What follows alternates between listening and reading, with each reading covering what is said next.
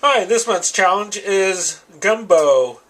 I've decided to do the chicken and gumbo recipe. So the basis of a gumbo is the roux, which is essentially 1 part flour, 1 part oil. And next comes what they call the Cajun Trinity: onion, celery, bell pepper. Usually it's about 2 parts to 1 part. I also have okra, which is also part of gumbo, 1 diced tomato, a few cloves of garlic, 2 bay leaves, and about a ½ teaspoon of thyme. I couldn't find andouille, so I used smoked sausage, beef, and hot links, about 1 pound each. For the chicken part of the chicken and sausage gumbo, I went the convenience route and bought a rotisserie chicken. So what I'll do is I'll just shred the meat off the rotisserie chicken, and right before I serve the gumbo, I'll just add the chicken to that. One of the keys to a good gumbo is making a dark roux. Most recipes call for cooking a roux for 30-45 minutes, a long time. The recipe I'm using is a 15-minute roux. I have oil, the 1 cup of oil heating at high heat, and I'm going to add the flour and let that cook and let it brown.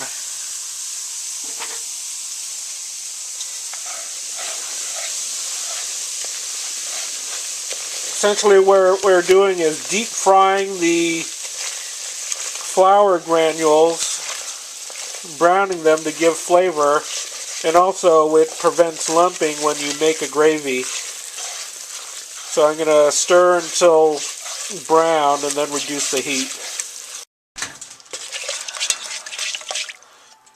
This is after 5 minutes of constant whisking. The roux is about the color of peanut butter right now. Okay, about 8-9 minutes of whisking. The roux is about the color of brown paper bag, maybe a little darker. At this point, I'm going to start adding the onions, just to start cooking the onions and slow down the process a little. And also the roux is supposed to continue to brown as I cook down the onions. The onions have been cooking at about medium-low for about 3 to 5 minutes. The roux has gotten much darker. It's almost like a dark caramel, almost chocolatey looking. Now the sausage goes in. Now just let the sausage cook about a minute. Then I'll add the rest of the ingredients: the thyme, chicken stock, bay leaves, garlic, celery, bell pepper. I'm going to hold off in doing the okra. I'm going to try something different.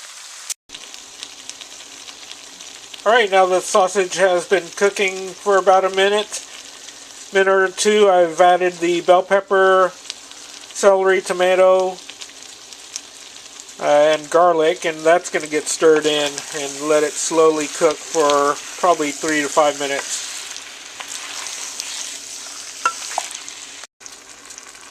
Now it's time to add the bay leaf, thyme, and chicken stock.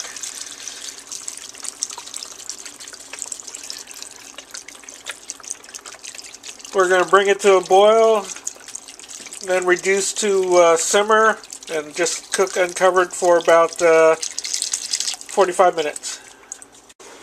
As the gumbo simmers, you may need to skim any fat that accumulates on the surface.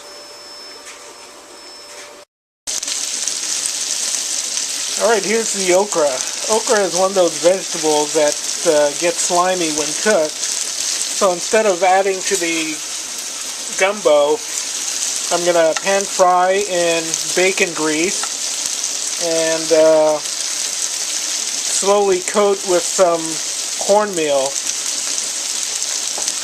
Ideally, what happens is the cornmeal will absorb some of that sliminess and you'll end up with crunchy okra instead of mushy okra.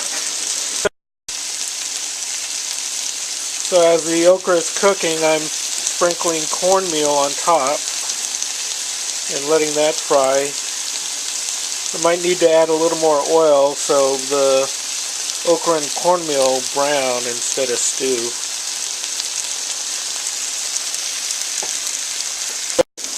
One of the keys is to try to keep the okra in a single layer, and as it's cooking, you sprinkle corn flour, flip it, sprinkle, let the corn flour brown, then flip it and just continually add corn flour and more butter or oil as needed.